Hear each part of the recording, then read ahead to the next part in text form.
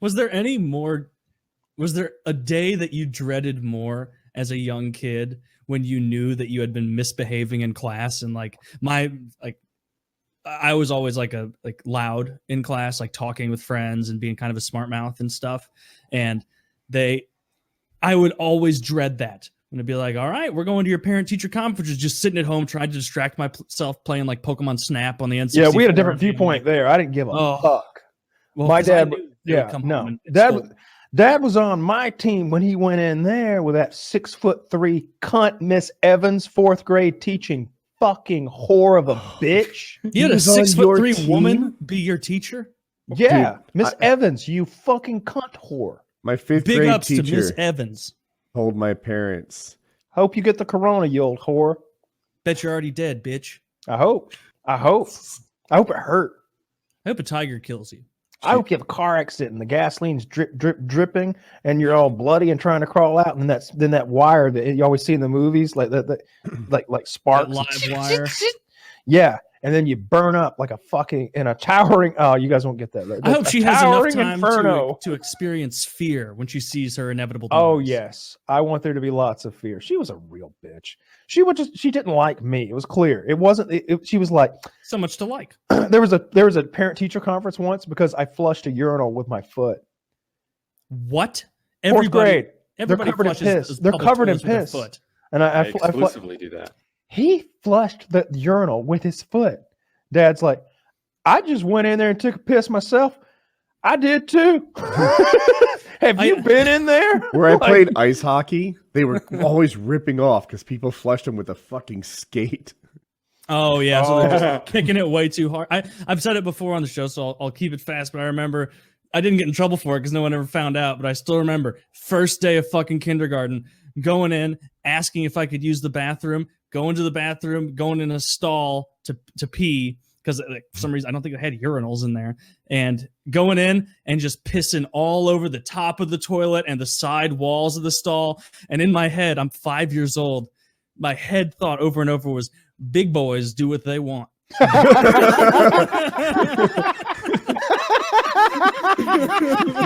This is how big boys pee. I remember my mom just always pumping me up and being like, oh, you're a big boy now. You're going to kindergarten. And I was like, I took that to heart and I was like, hell yeah, big boys do what they want.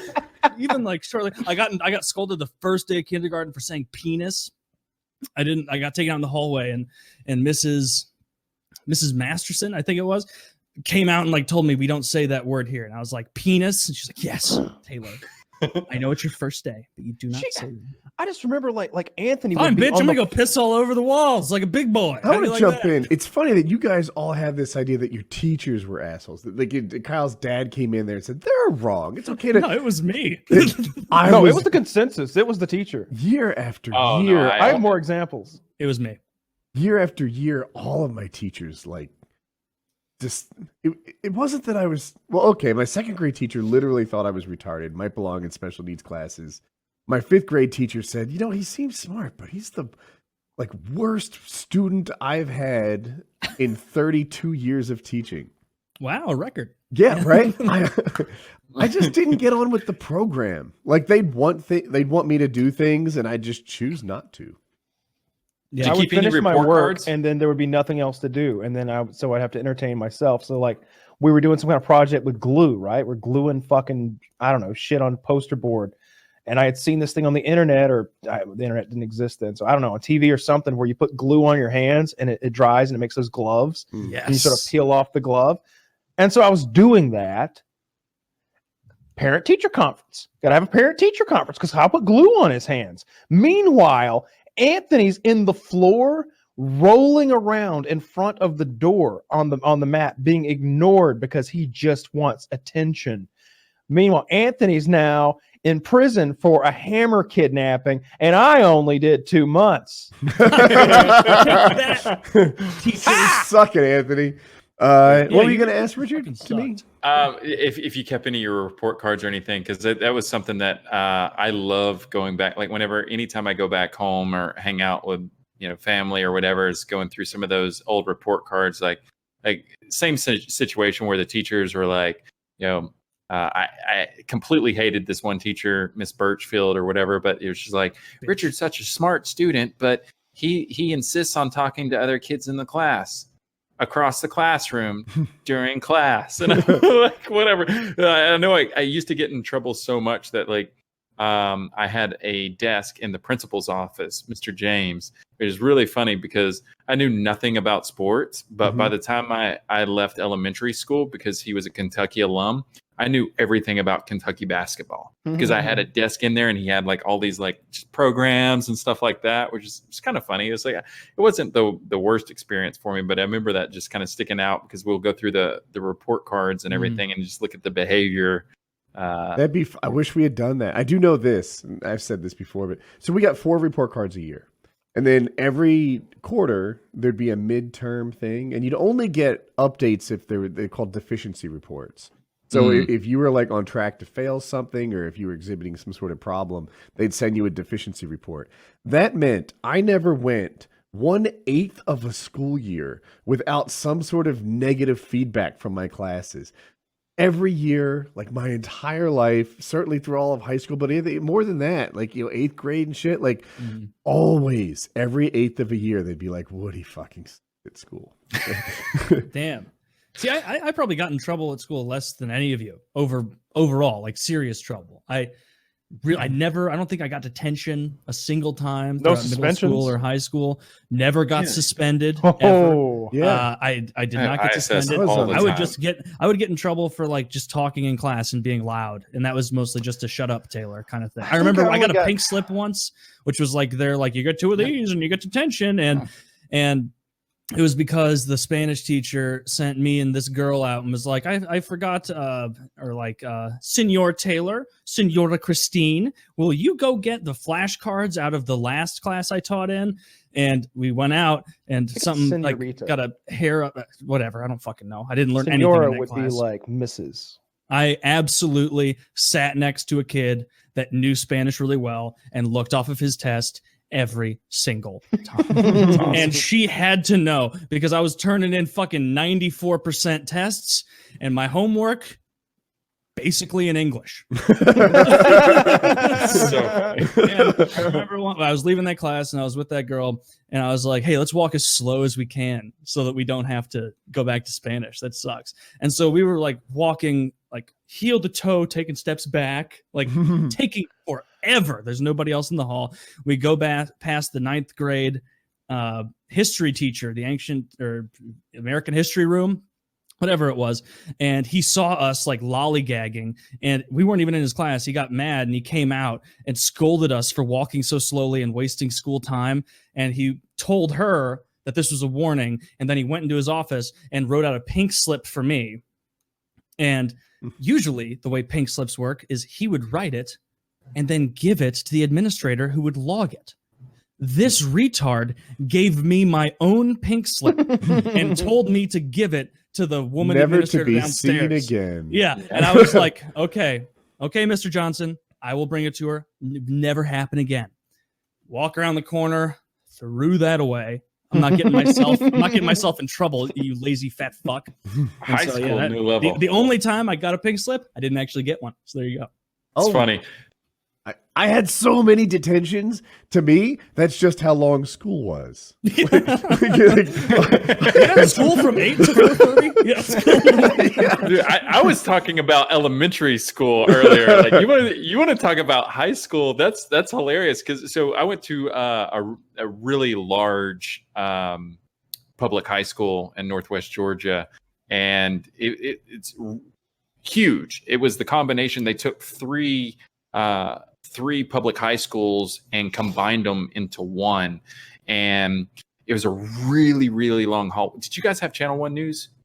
Yep. With Anderson Cooper, Everybody Lisa did. Oh, Ling, yeah. and everything? Oh, yeah. So Channel 1 News would play first thing in the morning for the first 15 minutes of school. And I had chemistry I think it was my freshman or sophomore year. And Channel 1 would be playing for homeroom or whatever for 15 minutes. And I would always show up with 2 chocolate iced, cream-filled donuts and like an orange juice or whatever. and I would give one of the donuts to the teacher, Mr. Selvage. And so I came in, I'm just obnoxious, and I walk in, and it's a good football field, maybe 150, 200 yards down at the very end of the hallway. And I'm just singing some Ja Rule at the top of my lungs, going, who da, who da, who da, who da, who da, trying to get up my barbecue. And he comes out of the office and goes, Ryan, get your ass in the office. And I go, but Mr. Salvage, I got donuts, screaming like 150 yards down the hallway, but I got donuts. He goes, get your ass in the office. I go in the office, and the principal is just like, hey, what's going on? I was like, Mr. Salvage didn't want his donut. It's like, I'm going to go play basketball. Is that cool? He's like, yeah, all right. Even your mean-spirited stuff was you trying to share. Yeah, it's true. That's so funny. Yeah, I mean, I'm thinking about high school. So all those weird people that you forget exist until you really. Do you ever do that? And Buck, I mean, I'm not that much younger than you or Kyle, but like just think sometimes, and then a face will pop up of some weird fucker that you went to high school or middle school with. And you're like, holy shit, I wonder what they're up to. Jackie, I did that with one guy I used to play hockey with, not on my high school team, on a different team, and he was in jail for heroin dealing. Jackie has a high school bully.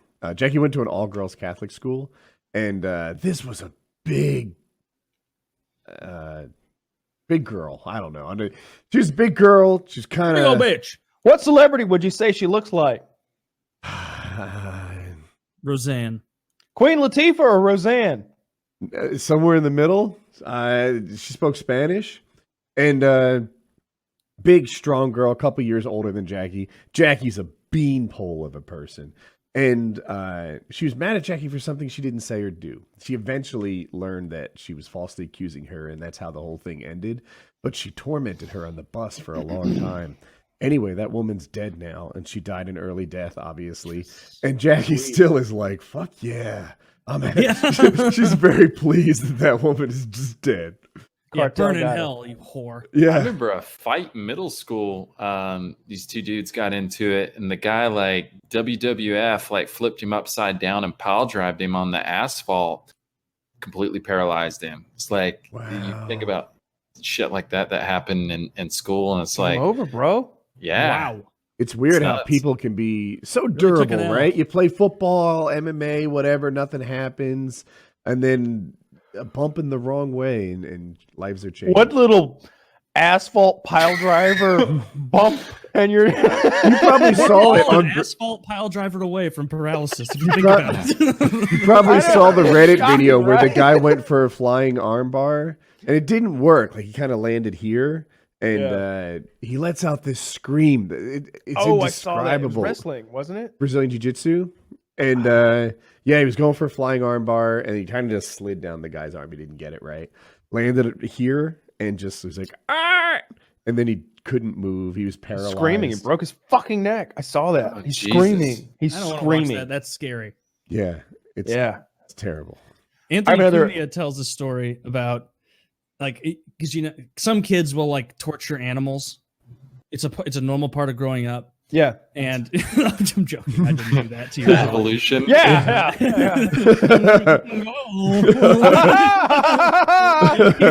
And like on an old O&A show, he's like, "Yeah, I had a crossroads where I could have become a serial killer. I was like maybe 7 years old, and I caught this lizard, and I just wanted to kill it, this little lizard. And so I took the top of a soup can lid, and it was all sharp, and I just rolled it over the middle of this lizard and cut it in half, and I still remember it going so